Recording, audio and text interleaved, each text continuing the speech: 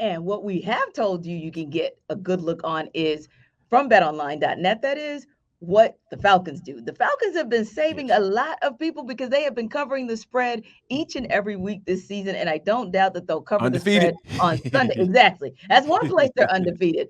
Yes. Yes. But I don't doubt that they're going to cover the spread again, but I believe, Jarvis, that they could potentially cover the spread with a win. Now, it's interesting because I'm looking back, and you know how we sometimes like to take a step back and kind of look at the bigger picture, taking nothing away from the Falcons versus Bengals preview that we're going to get into as well. But ultimately, we're now what, a third of the way through the season, right? Yeah. And so Give or even take. yesterday, we were chuckling, but in a very positive way about the fact that we're having a conversation about the team that's tied for first place in the NFC South. And on top of that, a team that is number one in their rushing offense Right. in the league. That is exciting, I think, for Falcons fans. They should be excited at this point, one third of the way into the season. But let me ask you this, and I don't know if you remember both sides. So listen, guys, if we don't remember, give us a pass, please.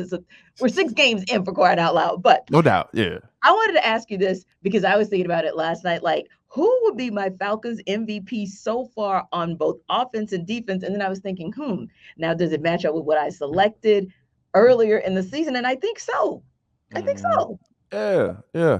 You know what? To be honest with you, to kind of think of, just kind of thinking off the top of my head, like the Mhm. first person that came to my mind defensively is got to be Grady Jarrett, right?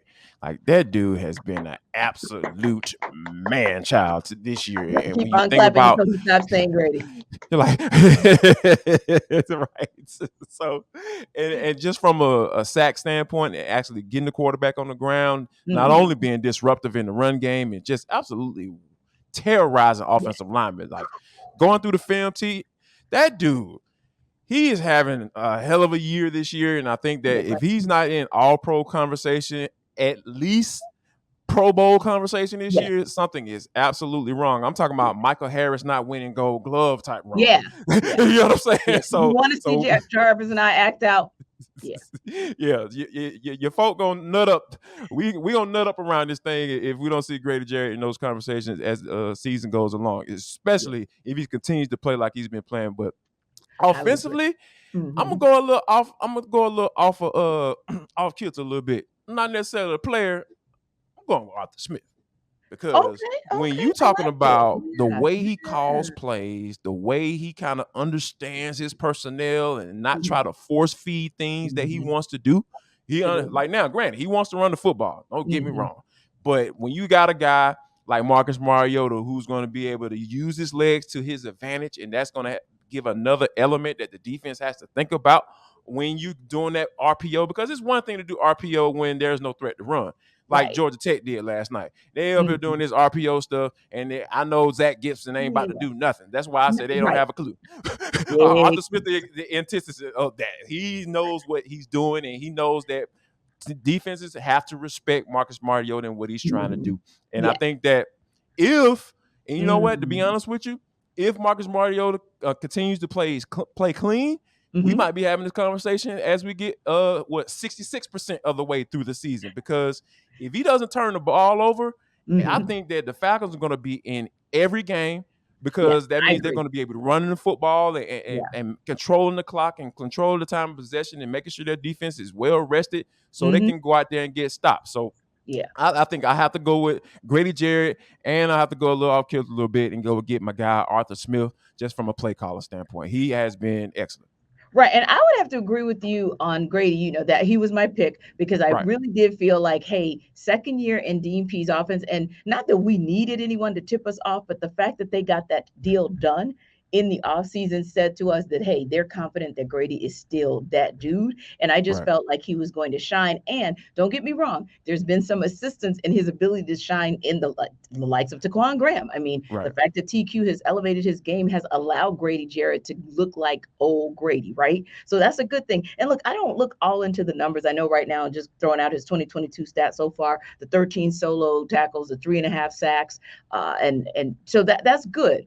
But it's not just Should that. be 4.5, It's the by the way. way. Right. There you go. Yeah. There you go. Yeah, Yeah. like Yeah. give him love, because then he wouldn't be tied for 25th. He'd be in the top 20. But anyway, Right. that Yeah. what he's been able to do to impact the game, to affect the game, and to make sure that that other team understands, oh, we're coming for you. We're coming to win the battle in the trenches every single down. That's what I like, the way that he affects the game and makes, to your point, the other play callers think twice about how they're going to scheme against the defense. That's what you get out of Grady Jarrett, looking like the MVP of the defense so far. And I went back and if I remember correctly, Jarvis, I think that I called it like a 1A and a 1B, where I was saying that it's probably going to be Cordero Patterson, but it would be the 1B if it would be the O-line, because he wouldn't be able Right. to be the Yeah. That's MVP a of the good one. Falcons without them. Right. And you and I, we always say, if we owe you flowers, we owe you flowers. If we owe you kicking rocks, we're going to make you kick rocks. So we give our flowers, particularly to Chris Lindstrom and to Caleb McGarry, for doing the darn thing and getting this run game to where it needs to be. But I got to agree with you. When you start talking about those early candidates for coach of the year, you have to have Arthur Smith Come on now. squarely in that conversation. And then, going back to what we were talking about, and I thought this was interesting as well, because I know all of us kind of breathed a sigh of relief as the week went on for practices, right? Right. Seeing Yes. Michael Walker come back to full participation, AJ Terrell, Isaiah Oliver, Mm-hmm. Ade Ogundeji, Taquan Graham. That's a long list of guys that came back for full participation on Thursday, Jarvis. And I really thought to myself, first of all, I think the Falcons definitely are in a good place to have all five of those guys back in full participation on defense. But I felt like, and again, this is no offense to anybody, but I almost feel like AJ Terrell might be the most important of those five, only because we've lost Casey Hayward.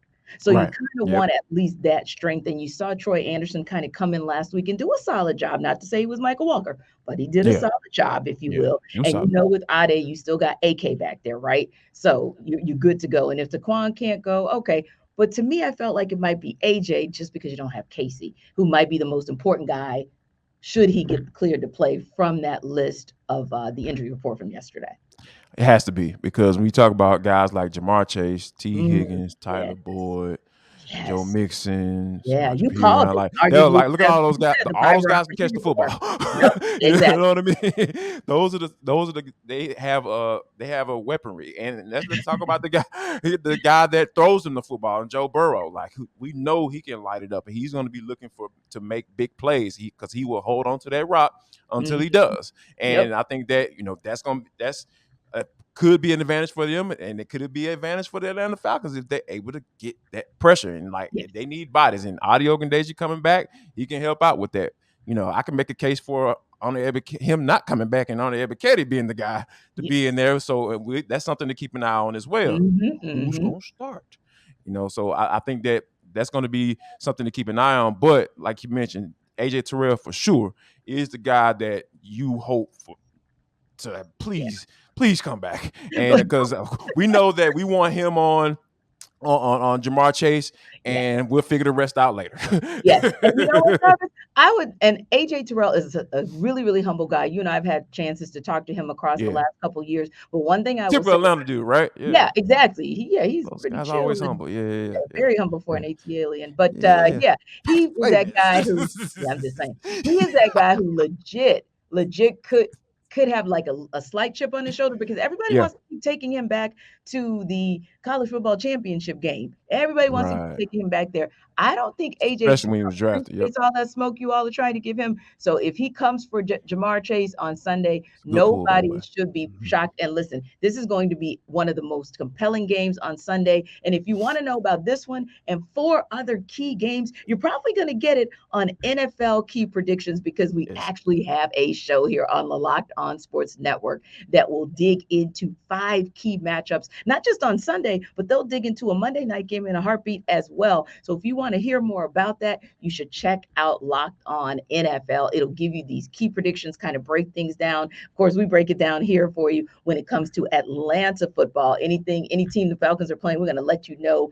what the keys to the game are. They're going to let you know what the keys are for five games across this landscape of the NFL. So anytime you can, when you can, of course, you always want to stop by ATL Day Ones first, but make sure your second stop is Locked On NFL, because they will tell you all that you need to know, all the tips and tools about what's going on in week 7.